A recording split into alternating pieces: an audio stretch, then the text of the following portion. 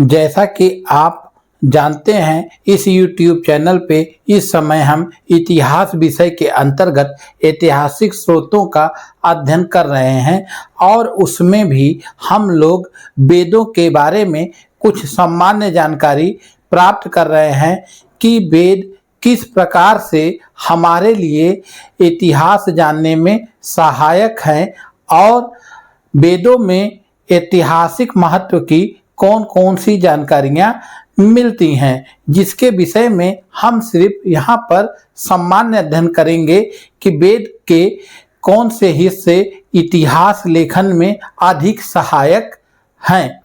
इसी क्रम में आज हम जानेंगे कि वेदों की संख्या 4 है। पहला वेद है ऋग वेद, दूसरा वेद है साम वेद, तीसरा वेद है अथर्व, तीसरा वेद है यजुर्वेद, यजुर्वेद और चौथा वेद है अथर्व वेद। आज हम आपको यहाँ ये बताना चाहते हैं कि ये सभी वेद किस भाषा में लिखे गए हैं, तो आप बताएंगे संस्कृत में लिखे गए हैं। और अगर कभी उत्तर कभी यह रहे कि एक ऑप्शन संस्कृत रहे और दूसरा ऑप्शन वैदिक संस्कृत रहे परीक्षा में, तो आप लोग वैदिक संस्कृत को लगाइएगा, क्योंकि वेद संस्कृत में लिखे गए हैं, लेकिन संस्कृत में भी जो वेदों में लिखी संस्कृत है उसको वैदिक संस्कृत कहते हैं। ऋग्वेद सबसे प्राचीनतम वेद है, मतलब इन 4 वेदों में सबसे पहले कौन सा वेद लिखा गया, तो सबसे पहले ऋग्वेद की रचना हुई थी। अगर आपसे कभी कोई पूछे कि ऋग्वेद की रचना गद्य में हुई है या पद्य में हुई है, तो आप बताइएगा कि ऋग्वेद की रचना पद्य में हुई है। आपसे कोई पूछे कौन कौन से वेद पद्य में लिखे गए हैं, तो आप बताएंगे कि ऋग्वेद, सामवेद, यजुर्वेद और अथर्ववेद सभी में पद्य का सम्मिलन है, लेकिन यजुर्वेद में पद्य के साथ साथ गद्य भी है, मतलब कि यजुर्वेद गद्य और पद्य दोनों में लिखा गया है। और अगर कभी प्रश्न आ जाए और उसमें यजुर्वेद न हो और पूछा गया हो कि कौन सा वेद है जो गद्य और पद्य में लिखा गया हो और ऑप्शन में यजुर्वेद न हो, तो हम अथर्ववेद को उत्तर लगाएंगे, क्योंकि अथर्ववेद में भी अंशतः कुछ हिस्सा गद्य का मिलता है। और यहीं पर मैं आप लोगों को एक बात जो कि भूल सुधार के रूप में है बताऊंगा कि इससे पहले वाली वीडियो में यजुर्वेद का 1/6 भाग गद्य के रूप में बता दिया गया था, जो कि गलत है। यह इंफॉर्मेशन गलत है, जबकि गद्य के रूप में 1/6 भाग किसका है, अथर्ववेद का है। यह भूल सुधार कर लीजिएगा, इसके लिए दुख है, खेद है। यजुर्वेद गद्य और पद्य दोनों में लिखा गया है, लेकिन अंशतः गद्य में लिखा गया है अथर्ववेद। तो कभी ऑप्शन में अगर यजुर्वेद न रहे तो हमें अथर्ववेद लगाना है, और पूछा जाए कि कौन से वेद का 1/6 भाग गद्य में लिखा गया है, तब आपको अथर्ववेद लगाना है। 1/6 भाग वाली बात अगर आ जाए गद्य के रूप में, तब आपको अथर्ववेद को सही उत्तर के रूप में चयनित करना है। इसके बाद हम आगे अध्ययन करेंगे। वेदों को हम 2 हिस्से में बांट सकते हैं। एक है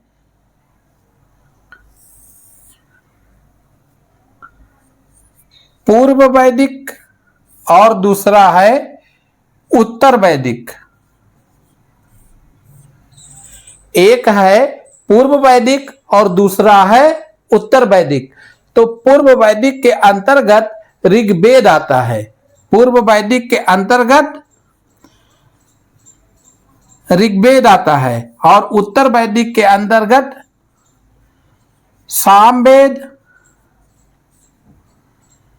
यजुर्वेद और अथर्ववेद आते हैं। चूंकि अब परीक्षाओं का स्वरूप कुछ बदल रहा है और कुछ जटिल हो रहा है, इसलिए पहले जब आता था कि पूर्व वैदिक काल में किस वेद की रचना हुई, तो हम उत्तर लगाते थे ऋग्वेद की। और उत्तर वैदिक काल में किन ग्रंथों की रचना, किन वेदों की रचना हुई, तो हम श्याम वेद, यजुर्वेद, अथर्ववेद, आरण्यक और उपनिषद लगाया करते थे। आरण्यक और उपनिषद को सही उत्तर के रूप में हम चयनित किया करते थे कि पूर्व वैदिक काल के ग्रंथ हैं ऋग्वेद और उत्तर वैदिक काल के ग्रंथ हैं सामवेद, यजुर्वेद, अथर्ववेद और आरण्यक तथा उपनिषद।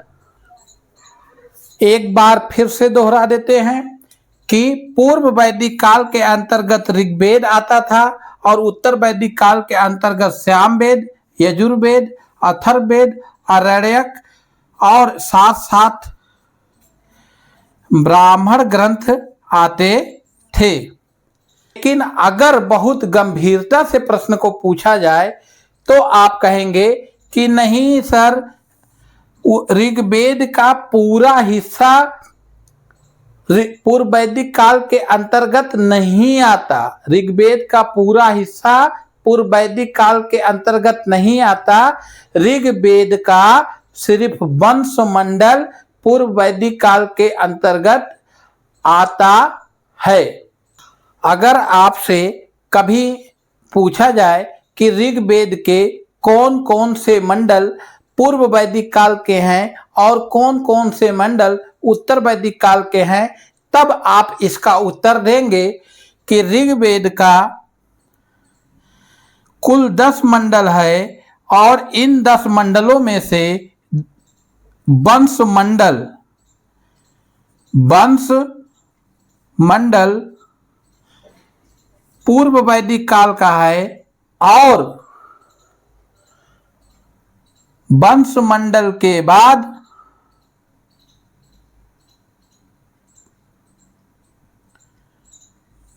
जो भी कुछ ऋग्वेद में है वह उत्तर वैदिक काल का है। तो वंश मंडल, कोई पूछे कि कौन कौन से मंडल वंश मंडल के अंतर्गत आते हैं, तो आप बताएंगे कि दूसरा मंडल से लेकर के 7वें मंडल तक वंश मंडल के अंतर्गत आते हैं। दूसरे मंडल से लेकर के 7वें मंडल तक वंश मंडल के अंतर्गत आते हैं। यह पूर्व वैदिक काल के में रचे गए थे या इनकी रचना पूर्व वैदिक काल में हुई थी। जबकि पहला मंडल ऋग्वेद का और 8वां मंडल, 9वां मंडल और 10वां मंडल, मतलब कि पहला चैप्टर, 8वां चैप्टर, 9वां चैप्टर और 10वां चैप्टर की रचना पूर्व वैदिक काल में नहीं हुई थी। इसकी रचना बाद में उत्तर वैदिक काल में हुई थी। जबकि ये हिस्सा किसके हैं? ये ऋग्वेद के हिस्सा हैं, लेकिन इनकी रचना बाद में उत्तर वैदिक काल में हुई थी। तो इस प्रकार से आज हमने ऋग्वेद के बारे में और चारों वेदों के बारे में कुछ सामान्य जानकारियां प्राप्त की। एक बार मैं फिर से बता देता हूं कि वेद 4 हैं, ऋग्वेद, यजुर्वेद, सामवेद, अथर्ववेद, और इन 4 वेदों में से ऋग्वेद का वंशमंडल, जबकि ऋग्वेद 10 चैप्टरों में है, दूसरे चैप्टर से लेके 7वें चैप्टर तक पूर्व वैदिक काल मतलब ऋग्वैदिक काल में उसकी रचना हुई।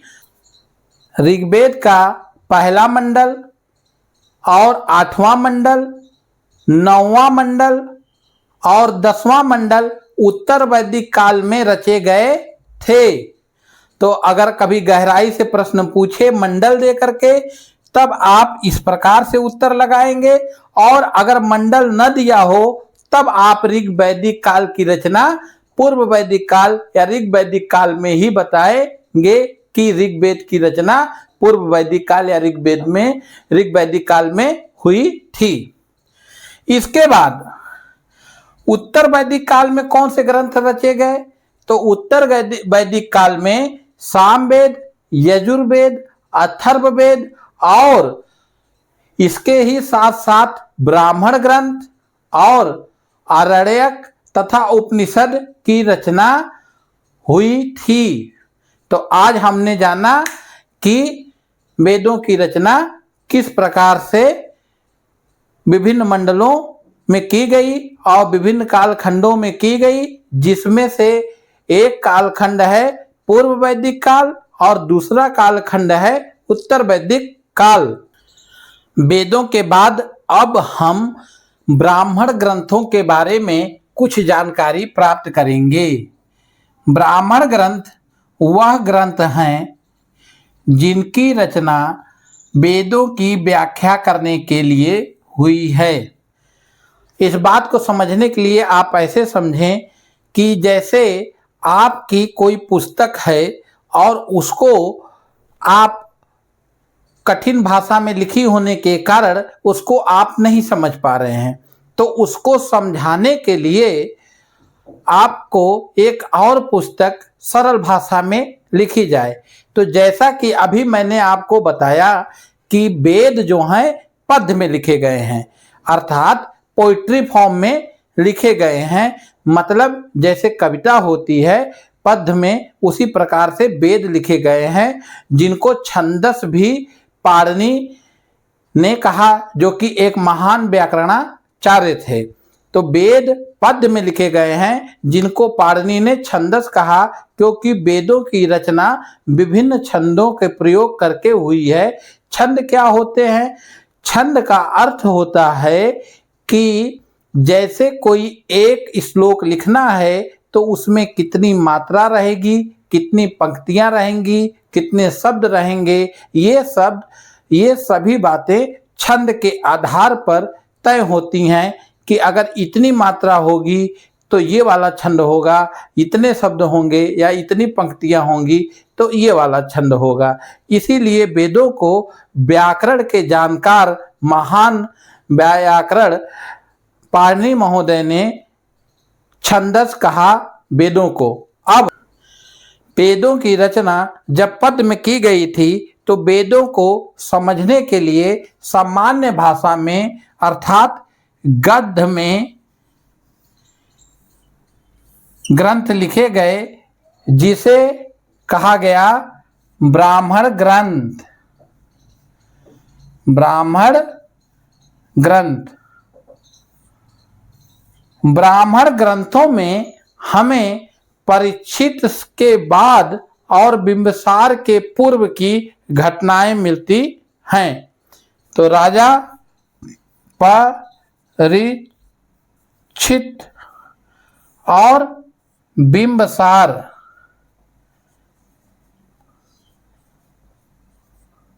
तो आप कहेंगे कि ब्राह्मण ग्रंथ ऐतिहासिक रूप से किस प्रकार से महत्वपूर्ण हैं, तो इसका उत्तर आपको इस बात में मिलेगा कि ब्राह्मण ग्रंथों में राजा परीक्षित के बाद और बिंबिसार के पूर्व की घटनाएं उल्लेखित मिलती हैं।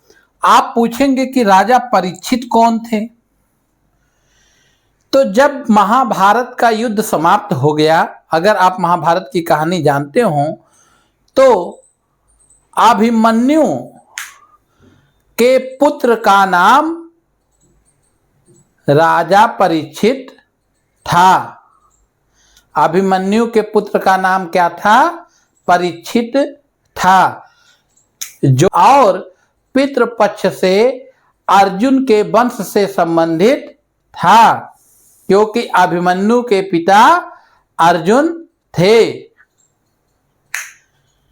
और बिंबिसार पहला हर्यक वंश का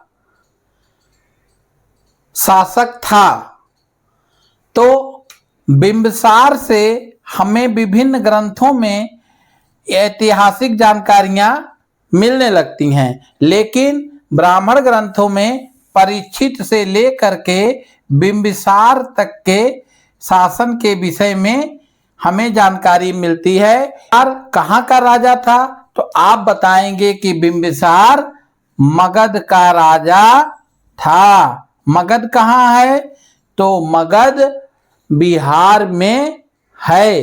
तो आप फिर से पूरी बात समझ लें कि ब्राह्मण ग्रंथों की रचना ऋग्वेद के या वेदों के, चारों वेदों के ब्राह्मण ग्रंथ हैं अलग अलग, ब्राह्मण ग्रंथों की रचना वेदों की व्याख्या करने के लिए सरल भाषा में हुई, इसको कहते हैं गद्य में हुई। और ब्राह्मण ग्रंथ किस प्रकार से हमारे ऐतिहासिक जानकारी के लिए महत्वपूर्ण हैं? तो आप बताएंगे कि सर, ब्राह्मण ग्रंथों में महाराज परीक्षित से लेकर के और बिंबिसार से पहले तक की कई ऐतिहासिक महत्व की घटनाओं की जानकारी मिलती है। इसलिए ब्राह्मण ग्रंथ ऐतिहासिक दृष्टि से महत्वपूर्ण हैं। नमस्कार, धन्यवाद।